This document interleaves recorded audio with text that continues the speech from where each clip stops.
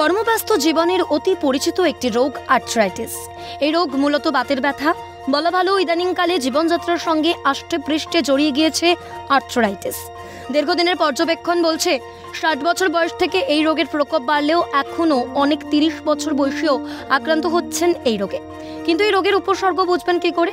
চিকিৎসকরা বলছেন এখনো পর্যন্ত বিশ্বের প্রায় 3,50,00,000 মানুষ এই রোগে আক্রান্ত। দুটো হাড়ের জয়েন্টে ব্যথা হলো আর্থ্রাইটিসের প্রাথমিক লক্ষণ। পায়ের পাতা, হিপ জয়েন্ট, হাত, কোমরের জয়েন্টে যে ব্যথা হয় মূলত তা আর্থ্রাইটিসের কারণেই হয়। তবে যন্ত্রণার প্রকারভেদ আছে অনেক সময় ত্বক এবং গাঁটে জ্বালা পোড়া ব্যথাও জানান দেয় এই রোগের।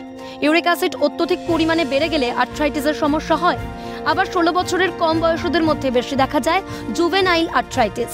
সরাসরি মানবদেহের কোষে আঘাত করে এই রোগ। শিশুদের ক্ষেত্রে লোপ পায় হাঁটা চলার ক্ষমতাও। শরীরে কোনো জটিল রোগ হলে তার পার্শ্ব প্রতিক্রিয়া হিসেবেই সম্ভাবনা থাকে আর্থ্রাইটিসে আক্রান্ত হওয়ার। কিন্তু কিভাবে রুখবেন এই রোগ, জেনে নিন তার টিপস। বিশেষজ্ঞদের দাবি নিত্যদিনের সহজ কিছু অভ্যাস বদলালেই গড়ে উঠবে রোগ প্রতিরোধের ক্ষমতা। কমিয়ে ফেলুন অতিরিক্ত চিন্তাভাবনা। অনেক বছর আগে কার্টিলেজ ছিঁড়ে যাওয়া বা হাত পা ভেঙে গেলেও সেখান থেকে হতে পারত আর্থ্রাইটিস। কার্টিলেজ আমাদের জয়েন্টকে বিভিন্ন আঘাত থেকে রক্ষা করে।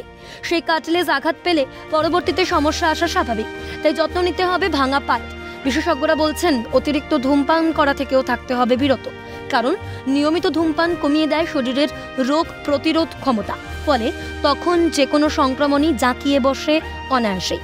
তাই আর্থ্রাইটিসের জ্বালা যন্ত্রণা ফেলে রাখবেন না।